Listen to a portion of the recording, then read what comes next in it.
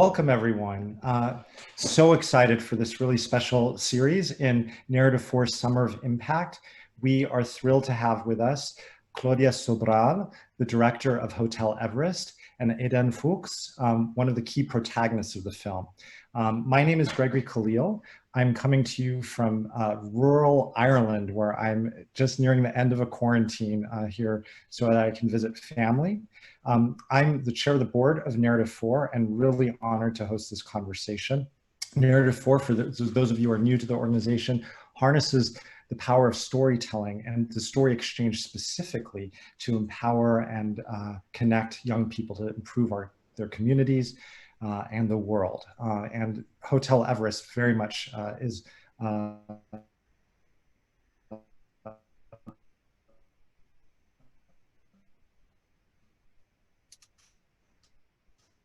film which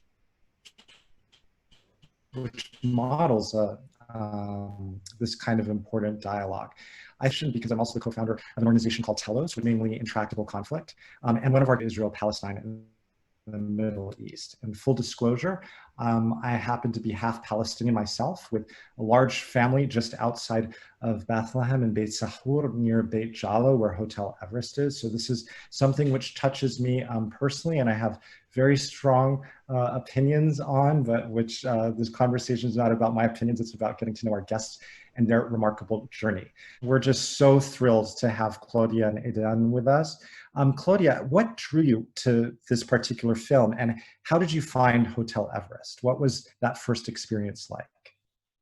Oh, thanks for that question. And thank you, Narrative 4, for including our documentary in your Summer Impact series.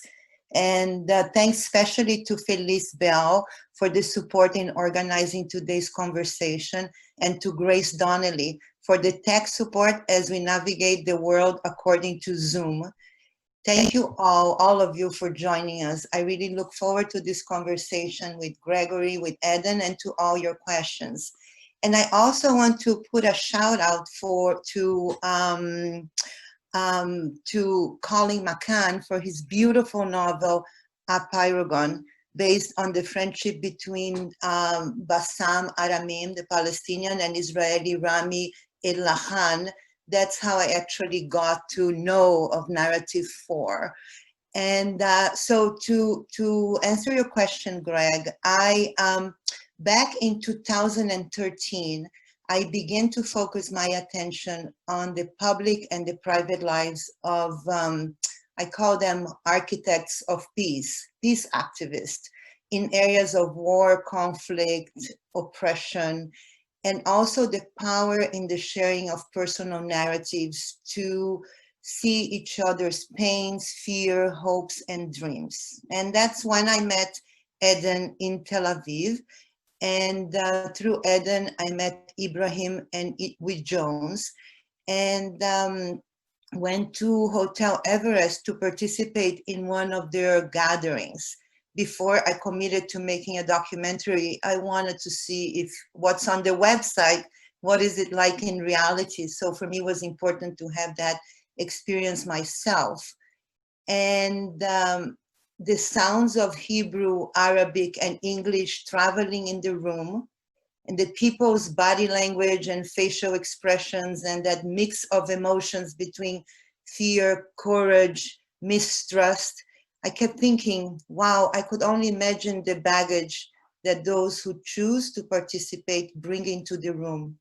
It was then that I felt very compelled to show a larger audience what peace building looks like. We have so long been bombarded with images and stories of violence from the region, and that I thought, why not to put our spotlight developing friendships, alliances, and what I just wanted to learn more about who they are, and what kind of transformative moments in their personal stories led them to become agents of change. So these are just some of the things that inform on a public level, because I see this more on a private, on a personal level. Public level, I felt this urge to put the spotlight on this kind of work, because mainstream media is completely silent about the work of peacemakers. Can you only imagine if those people would get more attention than all the violence and the blood and the conflict that we see on mainstream?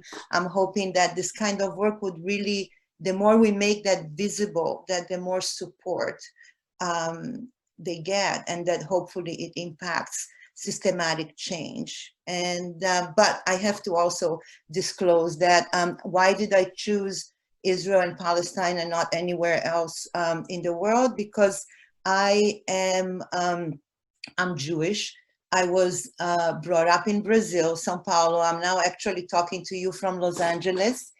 And I am a third generation in a family of Holocaust survivors. So I come to this story, that's my baggage, coming to this story. And I do have family in Israel, and I have friends. So that's why I thought that was important to mention my personal connection. Thank you, Gregory. Well, thank you, Claudia. It resonates when we think about the lack of story that highlight peacemakers in our broader culture. There's an adage in the newsroom: if it bleeds, it leads. And so that kind of storytelling, I think, is necessary, because we have to know what's happening in our world so that we can hold it to account. But it also leaves out a big part of the story, which is the courageous work that many people on the ground are doing to resist systemic injustice and transform it.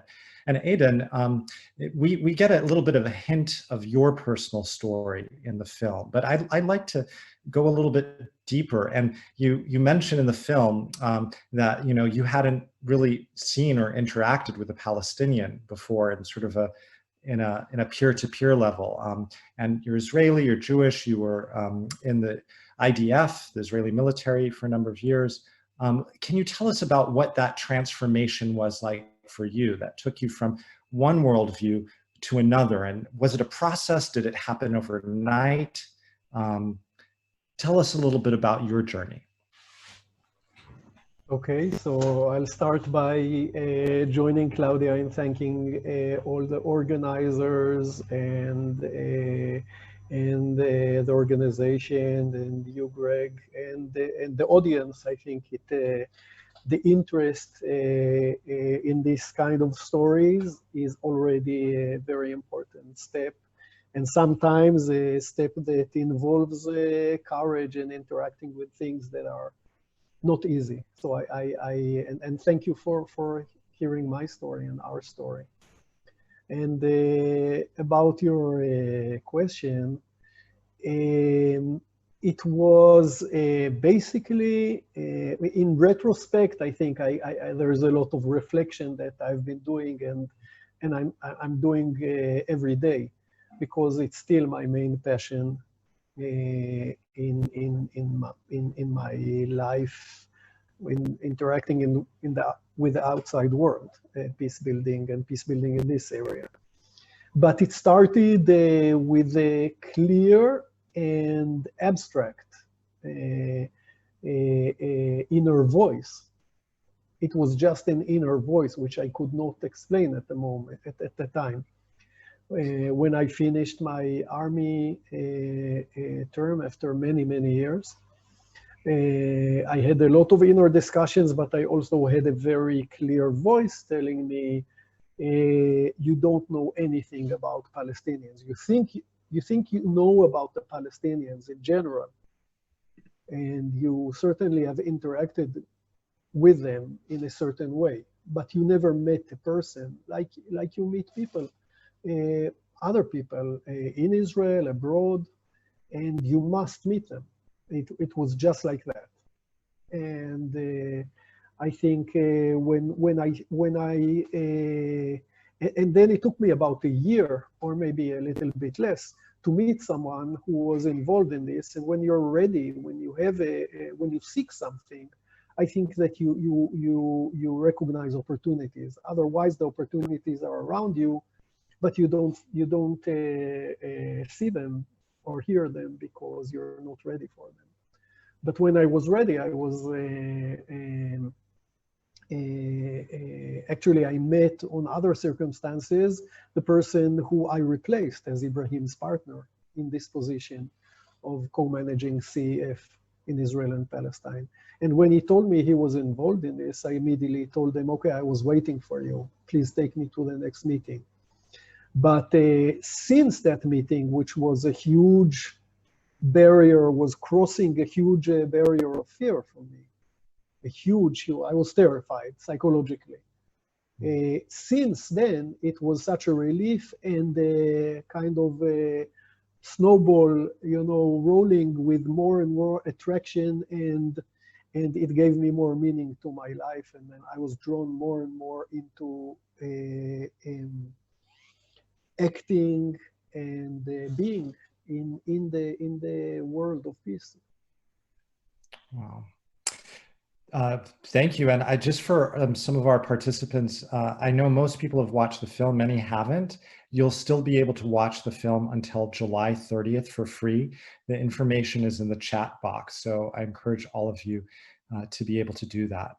One of the things that we hear a lot about today around the world, not just Israel, Palestine, is that we're so divided, our world is so polarized, and it's almost as if polarization is the enemy, but everybody agrees there needs to be some platform for dialogue. How do you see this film, or do you see it as being applicable beyond Israel-Palestine? And then I'll circle back to Israel-Palestine, because I think there's some unique features to that particular conflict which can help instruct how we do this, how we do these kinds of dialogues elsewhere.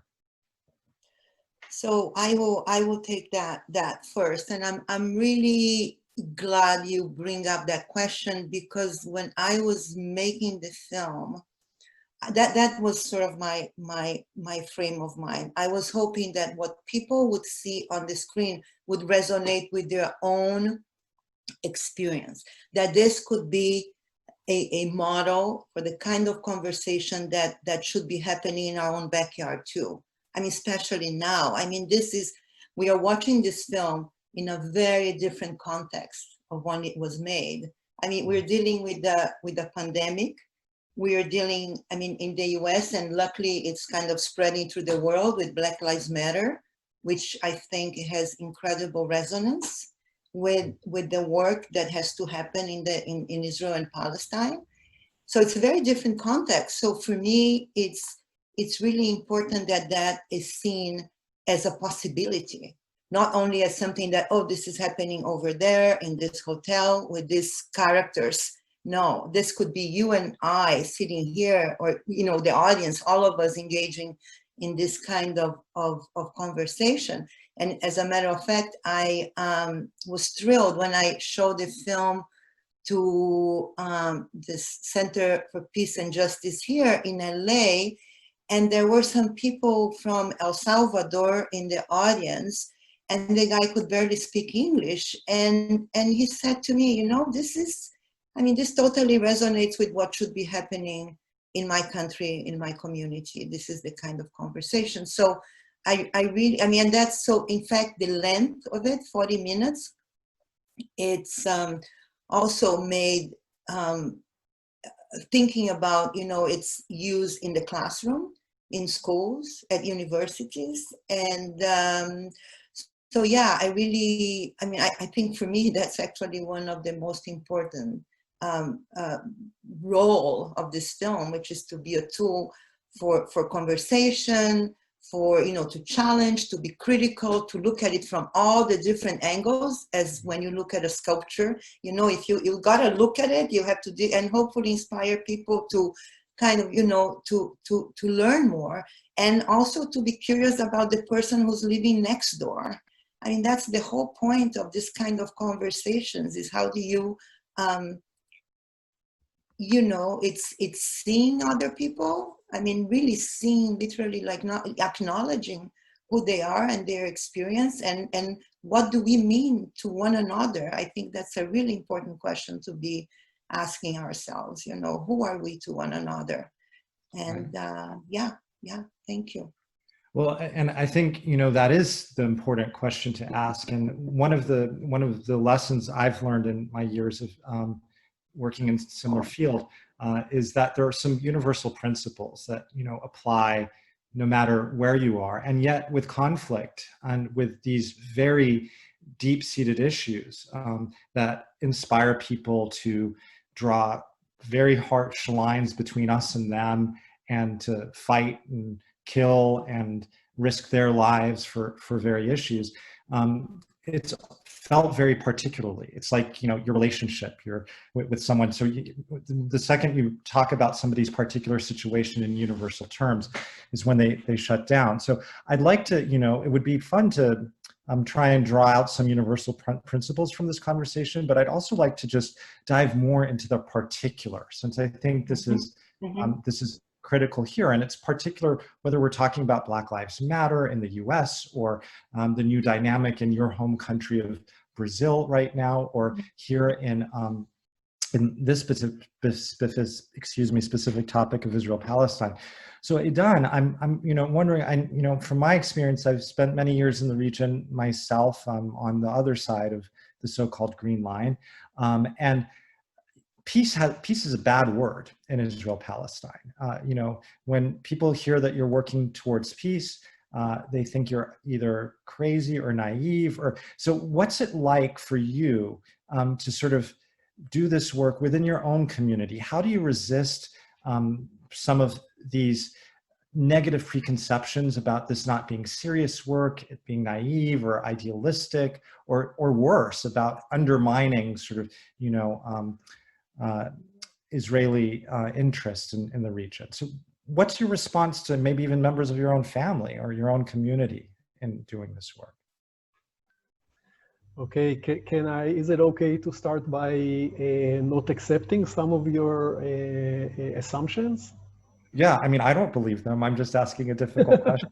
It's what, no, because you said peace is a bad word, and I would like to say that it's a generalization, and I think it's a little bit it's a little bit of a trap that I'm not saying you are doing, but sometimes we do for ourselves, that we say peace is a bad word. I will very soon start answering your question, but the saying, this thing is like saying all the Palestinians are bad, or this will never happen, peace will never, things like this. And peace is a complicated word. It's a complex word, but it's not generally bad, and of course it's not intrinsically bad. Yes, there is a lot of, many times there is criticism. Many times there is huge appreciation. When you find the right form, and it's not very easy, but it's not terribly difficult to find areas and people and groups where this work will be appreciated, and people would look where we're sitting, we're talking with people who are listening to us because they want to hear both the difficulties and also the possibility of peace building. So first of all, I try to surround myself with enough people who will appreciate me and support me and teach me and want to learn from me about this, and who want to interact. I first try to live the life of peace, and then to act as a peace builder, and that's a lot of support. Second, I try to remember myself how afraid I was, and to understand that the person sitting in front of me may be very, very, very, very scared, and maybe as I never met a Palestinian for 45 years of my life, maybe they didn't meet, most probably. And most probably they were alienated from Palestinians. And going back to what Claudia said, yes, the media is mostly about violence. And I'm not saying that violence doesn't exist. It's very important for us to recognize. But it's very, very difficult. I remember a certain moment when in the middle of the Gaza 2014 war, which was terrible, extremely, extremely painful. we were having a meeting at Hotel Everest, and I had a very close friend who was a very established journalist. And I told them, after consulting with Ibrahim, if you come and you don't mention names, we'll let you cover a meeting of Israelis and Palestinians, meeting in the midst of war and holding each other while so much bloodshed is going on and so much pain is piling up. And he said, wow, thank you so much. And the next day he called me and he said, look, I'm ashamed to tell you that I'm not allowed to come and cover it. I'm not allowed to cover it. So I should understand that this means that many people don't know my work exists, that the work I'm involved in exists. And so they're basically afraid. And I think that when people curse me or one time pointed a knife at me because of what I do, I should take care of myself, but I should also understand that they live in terrible fear. And most probably this hate grew from something. And we always need to, I always remind myself that we cannot climb a mountain from the top. We always start at the bottom. That's where we start, but it doesn't mean we cannot climb and achieve a better place for us. So I hope this answers a little bit your question. Yeah, and I'd love to go deeper. I love that image of the mountain, of peace building coming from the ground up, and sort of understanding that it has to begin somewhere, and we have to begin in our own communities. And I love that you're pushing back on the concept of sort of like peace being a bad word. It seems to me that part of our challenge, not just in Israel, Palestine, but around the world, is to reclaim the practice of peace building, to recenter it in this, in our cultures, in our politics, to understand that there are alternatives to waging war, controlling and oppressing entire populations of people based on who they are, that there are alternatives that can work towards mutual flourishing, and that we're actually safer, not less secure, when we promote welfare for our neighbors among us. So I'd love to just go a little bit sort of deeper there, because I think Israel-Palestine and dialogue brings up some ethically knotty questions. And I'd love to know how you dealt with these questions in making this film, and then also in your work. Specifically, many people around the world, particularly in the States, are very familiar, as they should be, with the story of Israel, but the story of the Jewish people. And so many Israeli Jews, 80% of the country is Jewish, 20% are Arab, Palestinian, Christian, and Muslim. But they feel this great sense of insecurity that's rooted in generations and thousands of years, some would say, of anti-Semitism and oppression of the Jewish people. So there's a pervasive sense, I think, and please correct me if I'm wrong, but among many Israeli Jews, of perpetual insecurity. And yet, in this particular context, vis-a-vis the Palestinians, whether they're citizens of Israel or predominantly in the West Bank and the Gaza Strip, or refugees, like most Palestinians in other parts of the Middle East, don't have a state of their own. They don't have the ability to vote in the government that controls them. Those living in the West Bank, where Hotel Everest is, ultimately live under the authority of the Israeli army, and they don't have the vote in that. They drive, their movement is regulated within their own towns, between their own towns, don't have access to running water, whereas neighboring Israelis have all of the freedoms, social, political, and whatnot. So why I'm mentioning this is because there's an ethical question here. There's two people who have very different worldviews, or rooted in reality of their experience, but the two parties are not equal. There's a gross asymmetry between the parties. One party has control over the life of the other party.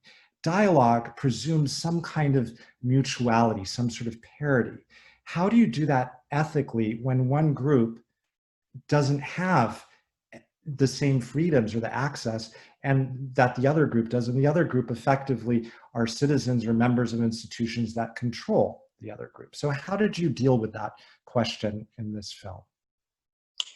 Okay, I will take that first, because that for me was one of the biggest challenge, and to kind of, how to also get that across, that this asymmetry, which is in terms of social, economic, political power, that it's not there. I mean, it's totally asymmetry. But where there is symmetry is in all of us being humans and having stories, and humans who deal with incredible trauma, the Holocaust, the Nakba. I mean, the generations that have not experienced, the people in the film, they have gone through tremendous trauma. The fear, I don't know, I cannot judge rational or irrational of an existential threat, that you pose an existential threat to me and I pose an existential threat to you. I think it's so embedded in the region, and that's when I see the dialogue as an opportunity for people to see one another, to listen and to learn. I mean, but my question is, how do we galvanize this and use this power to impact systemic change and political change? I mean, that's in my mind, that's what I would love to see, the connection between, I mean, it's what Eden talks about, the bottom of the hill to the top of the hill. Right. And the other challenge for me, I'm sorry to interrupt you, but it was, who am I thinking of when I'm making this film? Who is my audience? All right. And the Jewish community, actually, when you speak about the Jews that are in Israel, is extremely diverse too, right? You have the whole spectrum in the religion, and you have Jews that, the Sephardic Jews, the Ashkenazi, so it's a very mixed. And I'm in the diaspora. So what's my role as a Jew in the diaspora? Someone who cares deeply about what's happening in Israel and Palestine, and frankly, social justice in the world. How do I tell this story, and who's going to listen to this? I was thinking about those who I hear in my circles, there's no one to talk to on the other side. There is, oh no, they you know what, they how can you trust? There is so much fear and skepticism. So I wanted to amplify the voices of people like Ibrahim. And I wanted to show what's possible, and that there are people out there that want to talk, that want to hear, but also want to share their pain and their trauma and what the system has been causing them. So our responsibility on it. And so the introduction was, for me, the hardest part of the film, because as you might know, with Israel and Palestine, it's a very loaded subject. There is a lot of emotions that everybody has an opinion, rightly so. I mean, but it's very loaded. In fact, I would say I could put like a white screen, just have a blank screen and put Israel and Palestine, because people are going to see whatever they want to see. So how do I engage people to get to the stories? People that don't know anything about the history. How do I summarize the history in a way that it's not offensive, that's balanced, that's like, because I want to keep you engaged. I want you to get to the end of the film and sort of free yourself from your own. I mean, I know this is very ambitious, who do I think? But that's what I like, is for people to sit through the film and not think, no, but they did this to us, we did this to them. No, please listen to the stories. But I felt like I had to put some context, that I just couldn't go right into Eden's story. And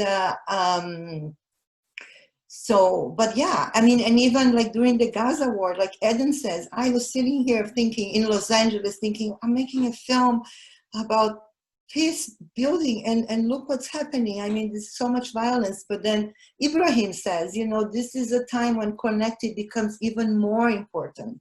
That's a line of Ibrahim on the film.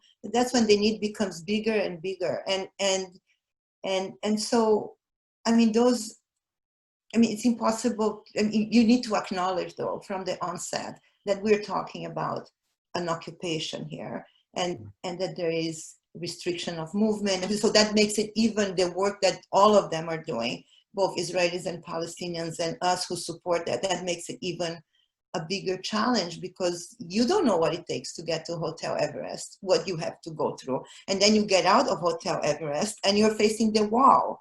So how, you know, it's very complex. Well, and I think it's increasingly difficult in this polarized time to navigate these sorts of social, relational movements for change. What I mean by that is, you just said, you know, the word occupation, which clearly there is an occupation West Bank. I would argue also as a former lawyer in Gaza as well. But the point being, that word among many Israelis, not all Israeli Jews, is still controversial. And if you want to get somebody to come and have a transformative experience like you had, Aidan, by telling them what they're going to see or what they're going to believe before they get there, doesn't necessarily work to grow the movement. So I'm just wondering, Aidan, you're listening very quietly in on this, and we had a question for you in the Q&A, which tangentially relates to this, but I'd love your thoughts on sort of like, you know, ethically, how do you do this between two parties, where for Ibrahim, or from someone from my family, it's a lot riskier in a sense, and it feels more costly to go, here's somebody who holds power over you. It's not an equal situation. You don't feel free to speak your mind in that situation unless certain things are taken into real consideration, and the conversation framed in a certain way. So I'd love to hear something about that. And Jake Jacobson asks, have you lost or gained friends in the IDF, present or former officers, as a result of your work? Okay, thank you for both questions. First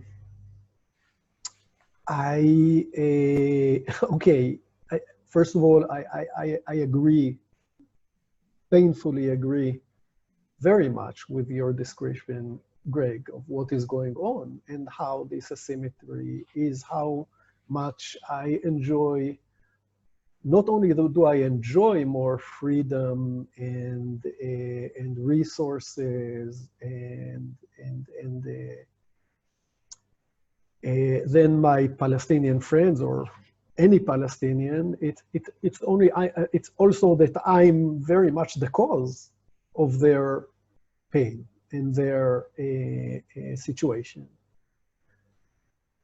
However, Again, I would like to argue with the argument saying there is no dialogue. A dialogue is only between equals, because of two reasons. Number one, and I think Claudia touched it, then we will never be able to talk to each other. When I meet with a woman, I deeply believe that I'm privileged for no reason, just because I was born a man. I have more chances to enjoy resources and privilege than she does, but I still want to interact with her, and I want to have a meaningful dialogue with her. And the same goes here. I think the way I try to do it is by consciousness, by sensitivity, by peaceful means. And it's not just, there's this saying that peace is the way. It's not, there is no way to peace. Peace is the way. And I want to refer to that. When I meet a Palestinian, I try to be sensitive, to listen to when if he or she are reluctant to speak. Just a minute. Let's see that you're back with us, right? Sorry. Yes. No. That's totally fine. Just so when I meet a Palestinian and they are reluctant to speak with me, I will try to remember in my mind that maybe they feel insecure. And maybe if we're friends, anyway, the army will come and rescue me and interrogate or even worse for them. And maybe they have trauma that is related to me and related to the fact that I've been a soldier for many years. And so I think the thing is compassion, as Claudia says, come to the dialogue as human beings. And compassion, sensitivity, open heart, open ears, open mind, being reflective, not jumping into conclusions, being patient, being tolerant. And then there is a better chance to have a constructive dialogue that respects. And going back to the first part of my question, doing this enabled me also to hear the terrible stories that couldn't even go into the film. Things that made my bones feel like they're cracking, to hear what my counterparts went through from the army and the nation that I am part of. And it only comes through building trust and through having dialogue in the midst of asymmetry, in the midst of trauma, in the midst of pain. And going to the second question. I think something that... Sorry. No, please. No. Continue. Oh, I think one thing that is important. Oh, please, Aidan, you want to say something? Jump in. No, I just wanted to refer to the second question that you from the audience. Well, yeah, some people told me it's a waste of time. Some people told me we don't want to deal with you anymore. Many people say, I always try to leverage my background also to be able to explain to high-rank officers and maybe also to low-rank soldiers the complexity of the situation and what we do and why, as you said, Greg, and I believe so much, why peace building is a huge component in national security, in civil security, and in actually a much more sustainable way. So I try to explain it, and many times after telling, and having a few cups of coffee, that officer will lean towards me and say, you know that I'm trying to do my best to try to survive here, and when I finish, I want to join you, or good luck in what you're doing, So I've heard this reaction and that reaction, and many of them were supportive and actually encouraged that this kind of work is being done. Right. Aidan, I think that's such a beautiful affirmation for the many young leaders we have on the call, because this kind of work is risky. Often it entails risking your status, even your life, putting your body in very difficult situations. But by doing this, it affects change. People see what you do, and it encourages others to take risks that they would not have otherwise taken. And then out of nowhere, something like the horrible tragedy with George Floyd happens, and then you have the spark of a conversation which no one could have imagined, even 2 months ago, which is necessary. And it would not have happened were it not for people actually willing to go out and risk sort of the difficult conversations and losing their friends. I'd like to know, we have a number of great questions that I'm going to turn to from our audience. So from Raina Claymar for Aidan, what gave you the initial push to take part in this film, to understand and see the other side's experience after having been a part of the army and having preconceived notions of Palestinians? So thank you for this question. Actually, if I understood it correctly, I would like to explain that I was doing this kind of work in a growing capacity and passion for about 5 years before, or a little bit more, before I met Claudia. So I was already in the process, and I met Claudia in her way, and I think there is not only a personal connection, but also a joining of approaches and attitudes and contribution that you could make into peace building, because Claudia comes from her personal background and passion, but also from her knowledge of art making, of movie making, of documentary filmmaking.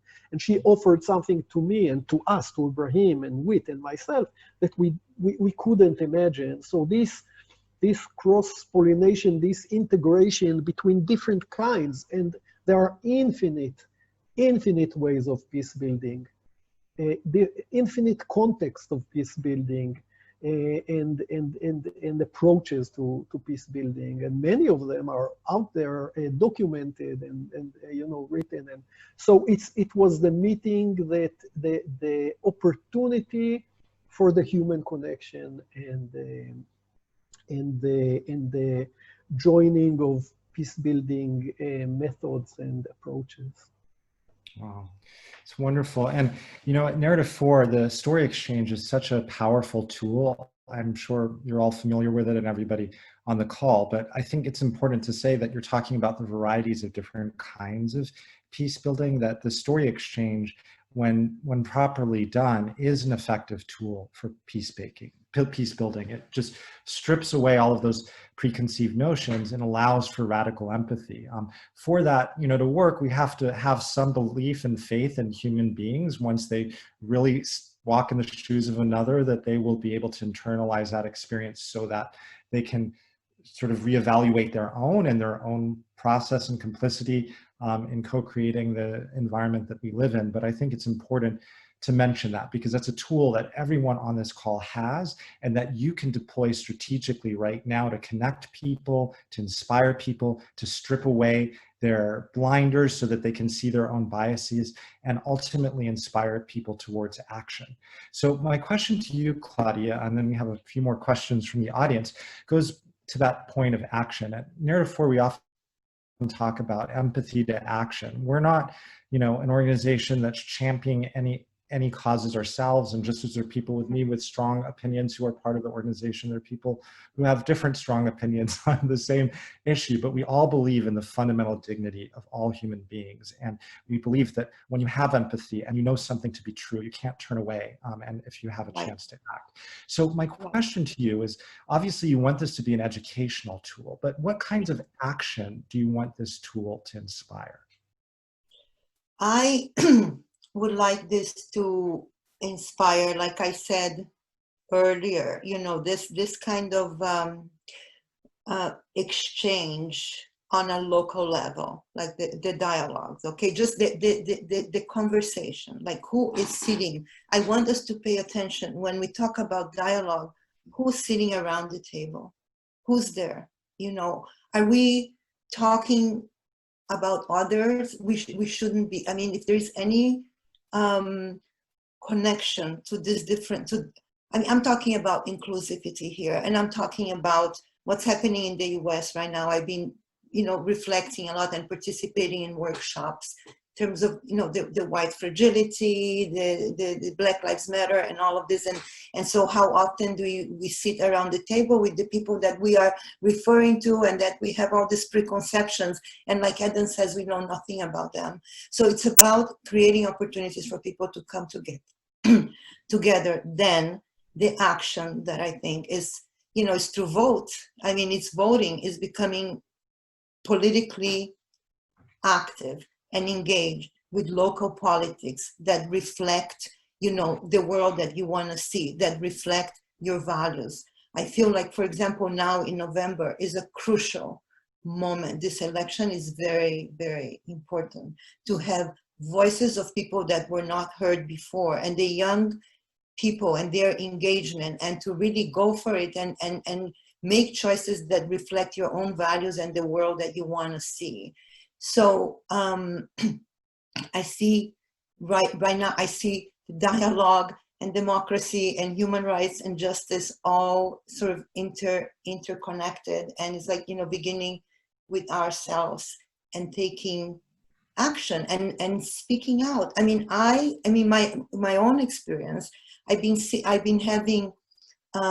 showing this film around, but it's one interesting story. I mean, it's very basic, but I'm sitting with people that are talking about the Palestinians I heard, and I'm like, whoa, I felt so empowered after this experience at Everest. What I saw was very different from what you were talking. You were talking about this, but listen, based on my experience, I don't see it that way because I heard people. So I think you can use this film as a tool to advocate to the kind of world that you want to see. And as we said, here in Ireland, in Israel, in Palestine, anywhere where we are all protagonists of the story, of the narrative. I mean, that's it. We are all protagonists. And so I hope that with this film to inspire that kind of conversation, not only to look at the other, but to also look at yourself and some self-awareness and self-criticism.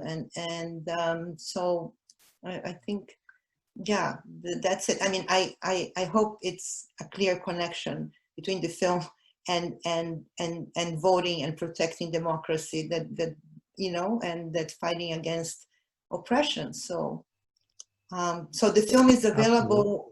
I had it shown in many different universities and schools, and it's it's available. Yeah. Could you think more about that? Because Annie Quinn is asking what grade levels were targeted other than universities. Do you try to engage teachers to watch it so they'll show their students? She thinks this will be a fabulous tool. And she just thanks you for making this and for being one of the agents of change that you seek to highlight. Oh, thank you.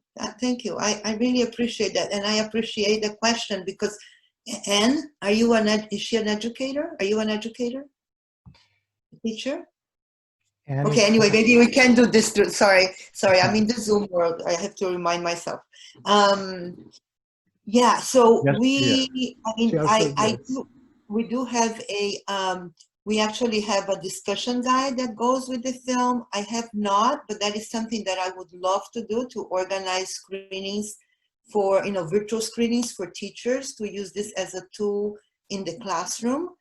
I think that this is, we can engage from high school or maybe 8th graders up with the subject. So yes, that's my main goal actually, and is to be working with educators, and educators very broadly defined. In community groups, whatever. That can, that would like to watch the film and have conversations afterwards. That's my goal.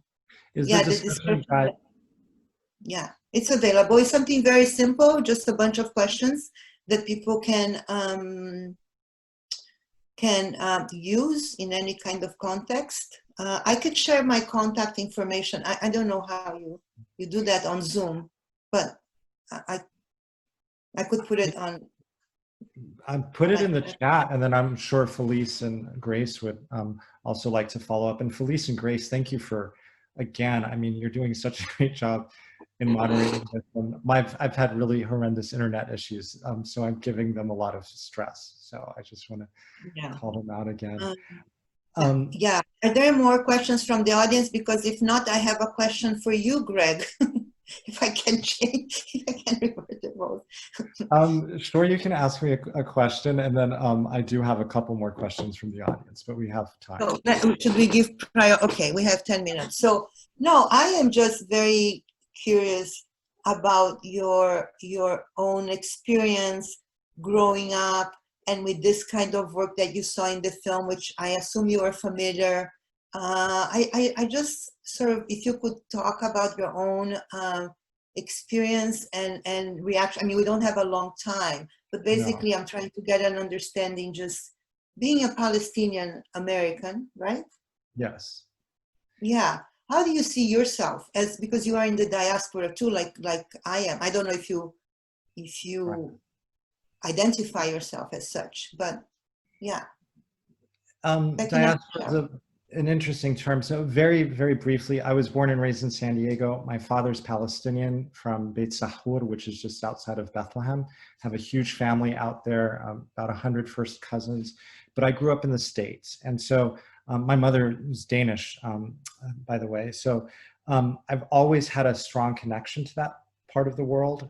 I became a lawyer later in life. And then I worked on the negotiations, advising the Palestinian leadership for a number of years. And I lived in Ramallah. I went over just because I felt this very strong sense of implication. I'd grown up here, and the way that we talk about Israel-Palestine over here related nothing to the reality that I knew over there. And yet I knew that Americans and American culture and foreign policy were key drivers of that conflict. I also come from a Palestinian Christian family. Many people don't know that the first Christians in the world are from Bethlehem, where Jesus was born. I'm not speaking in religious terms, but in America, often this conflict is cast in these particular ways. And there are a lot of folks unwittingly out there who are Christians, who are unwittingly, sometimes wittingly, driving a very difficult situation on the ground, what I view as an historic injustice.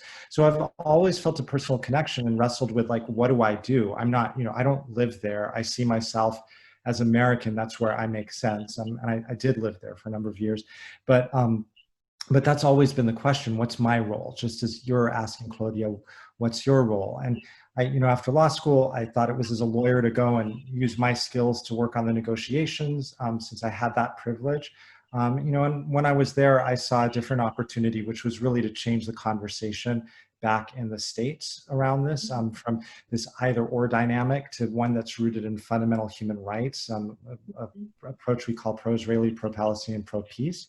And it's been a journey for me navigating a lot of these questions, because I think there's an absolute injustice on the ground, which needs to be remedied with urgency. It's not something that can wait decades more. My cousins my age, I'm turning 46 on Saturday, have known nothing else than a foreign military ruling their lives and controlling them in very, very difficult ways. And that's wrong. That's wrong for multiple generations. And so I wanted, it's not about sort of, justice isn't about reversing the situation and making sure that my family gets their freedom and our land back and all of that, but it's about mutual flourishing.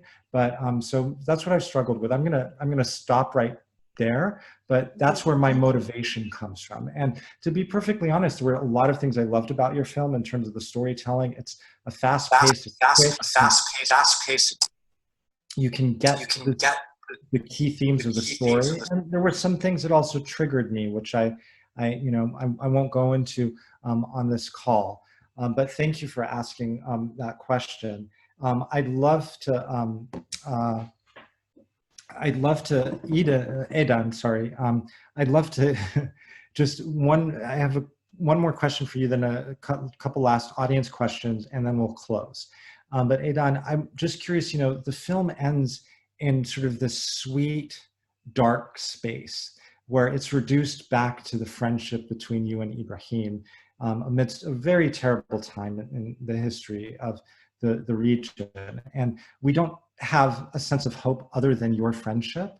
And I'm wondering what's happened since then, and what sorts of actions have come from this, what sorts of partnerships have grown out of the work that you do and these friendships that you've built. So can you give us a vision of, like, how the world is changing because you've invested so much in forming these human relationships?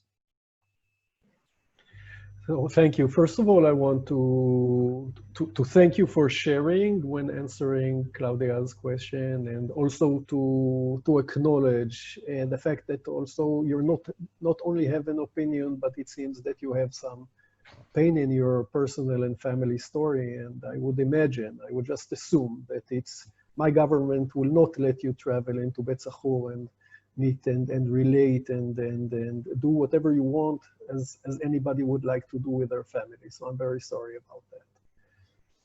And going back to your question, yes, there are many, first of all, there have been,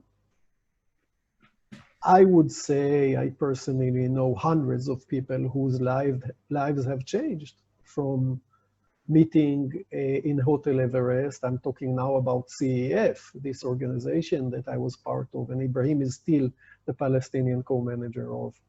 But there are other, like the Parent Circle, like Combatants for Peace, like Sulha, like many, many, many organizations. I always tell people that when they ask me if there is peace work on the ground, I say that there is much more than we know, but much less than needed. And there are so many things that are happening that changed hundreds and maybe thousands of people's lives. They found peace of mind, which is probably, you know, in many places, the fact that they could, you know, hug each other and cry over the most painful moments that happened in their life is something so healing spiritually. But there are also projects in the ground, which I was personally involved in, and participants of our gatherings were involved in joint education projects, joint art projects, joint civil rights promotion projects, for instance, women's rights, of course, defending and helping Palestinians under occupation. Many projects came out of this framework when people recognized a common passion because they're interested in same things and they're drawn to each other personally because, you know, they like each other and they want to do something together. So I would say there is a ripple effect. It is going uphill. It is becoming more and more difficult in many ways. And I agree also with you that somebody told me in a project that I don't have time to go into, a very wonderful person told me, look, my grandfather was under occupation, my father was under occupation, I'm under occupation, my son is under occupation. I just don't, you know, your idea is great, I just don't have the power. I cannot do it, I just can't do it. And of course I understood. So it's difficult, but still there is more and more work being done and more people drawn into this. And there's always work to be done. There's always achievements to be made, and they are possible much more than people tend to believe, and that's part of the importance of this film. Idan, thank you so much for that. And Claudia, thank you so much for making this film. I'm sorry to the questions that I wasn't able to get to. Hopefully we'll have a way for you to get those questions answered after the call. Remember, the film is available for free on Vimeo until July 30th. Our guests, this is such important work, and we raised some tensions, and that I think we're asking the right questions. And the fact of the matter is that all of us together are figuring out, what does it look like to be an effective peace builder in this world? I'd love to leave with one last thought. There's a favorite concept of mine, which I think is applicable to this moment. The ancient Greeks had two conceptions of time. One is chronos, and the other is kairos. Chronos is chronological time. It's like the ticks on a clock. Kairos is the idea of qualitative time, that some of the ticks are different from all the others. The stars align, and in those moments, with great effort, you can push through transformative change. I just want to encourage our young people right now, because the tectonic plates are literally shifting beneath our feet. The world that you will inherit when you're our ages is going to depend upon what happens now. So it's not going to be perfect. It's going to be messy. We're not going to have all the questions. We'll butt elbows, we'll butt heads, but do something. Now is a chance to really usher in really historic change. It doesn't mean it's going to be for the good. Sometimes moments like this end up very badly, but so those of us with goodwill who really want to work for mutual flourishing and the benefit of all of us, we have a role to play in this moment. And so get out there, share your stories, and get active, and use this film if it's a helpful tool to you. So thank you all.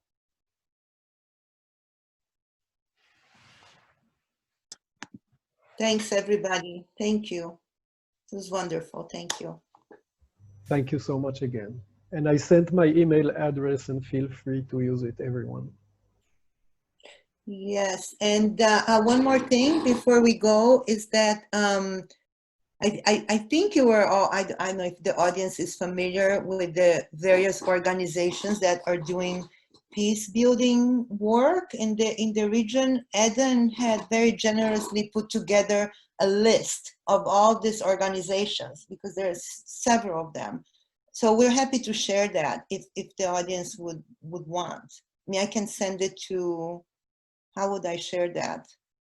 I can send the list to Felice. I think or- that's perfect. Yeah. Okay. All right. Okay. Thank you very much. Take care, everybody. Stay safe and healthy and wear a mask. Okay. Bye. Peace. Bye. Peace. Thanks all.